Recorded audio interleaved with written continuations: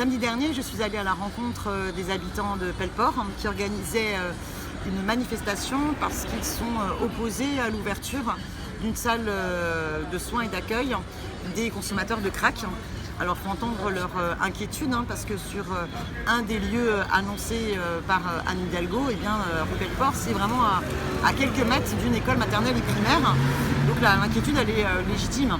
Alors du coup moi ce que j'ai fait c'est que je suis allée rencontrer des riverains de la Riboisière. Alors pourquoi la Riboisière? Parce qu'en fait ici vous avez le seul lieu à Paris expérimental de salle de consommation à moindre risque de consommateurs de crack. Alors ce qui est hyper intéressant, c'est que les parents d'élèves, les riverains avec qui j'ai échangé aujourd'hui, me racontent qu'il y a 5 ans, avant l'ouverture de lieu, pareil, il y avait une partie du quartier qui était vent debout, il y avait des banderoles un peu partout. Eux-mêmes étaient, en tant que parents d'élèves, très inquiets parce qu'ils sont tous parents d'élèves d'une école juste à côté. Et puis, ils racontent qu'avant l'ouverture du lieu, il y avait une vraie problématique de crack et que parfois ils enjambaient des personnes dans la rue, parce que c'est vraiment le crack, c'est la drogue du pauvre et qu'il y a des dégâts terribles sur les personnes, qui les met dans une grande détresse.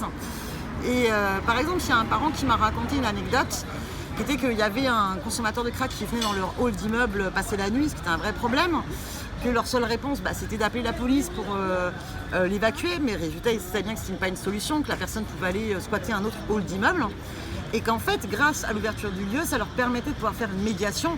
Ils se sont rendus compte que la personne en fait ne fréquentait pas le lieu et qu'à partir du moment où la personne elle a pu aussi se reposer dans le lieu, être suivie par le lieu, elle a pu aussi avoir accès à d'autres hébergements. Alors je ne dis pas que ce lieu est magique et résout tout le problème du crack, mais c'est une partie de la réponse et qu'il faut plusieurs lieux.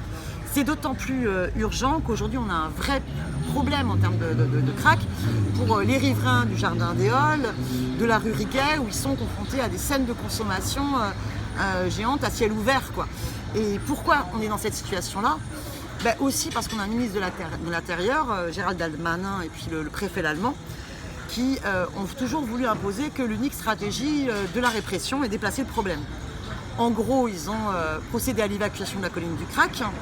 Résultat, il y a eu le problème sur Stalingrad. Ensuite, ils ont réquisitionné le Jardin des Halles, puis la maire a demandé l'évacuation du Jardin des Halles. Et résultat, dans les alentours du Jardin des Halles et de la rue Riquet, le problème il continue. Et on voit bien qu'avec l'absence de réponse, que la stratégie c'est maintenant d'envoyer ça à Porte d'Aubervilliers, c'est scandaleux parce que ça veut dire qu'on ne traite pas la situation et que le problème en tant que Parisien il peut être délogé n'importe où, quoi. Et puis surtout les personnes sont dans une situation de déshérence totale. Alors il faut une réponse globale qui prenne en compte une multitude d'équipements, de lieux, avec une prise en charge en termes de soins, en termes de suivi psychiatrique, en termes de suivi psychologique, de travail social, d'hébergement, avec aussi des structures qui peuvent permettre le repos et qui peuvent permettre des salles de consommation à moindre risque. Alors c'est vrai que la question c'est où on les met.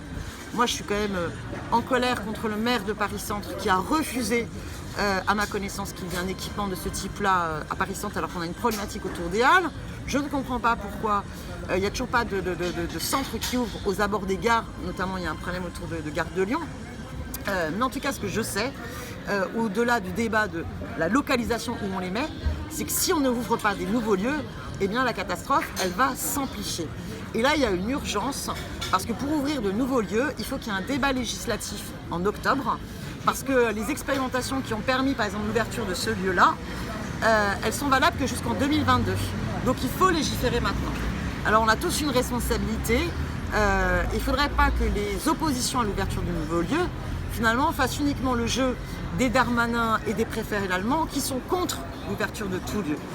Maintenant, il faut que de part et d'autre, tout le monde s'entende sur quels sont les lieux qui posent le moins de problèmes et qui sont les plus pertinents, les plus utiles à toutes et à tous, et qu'on s'entende. En tous les cas, vraiment, cet échange avec des riverains de la Riboisière était vraiment enrichissant. Affaire à suivre.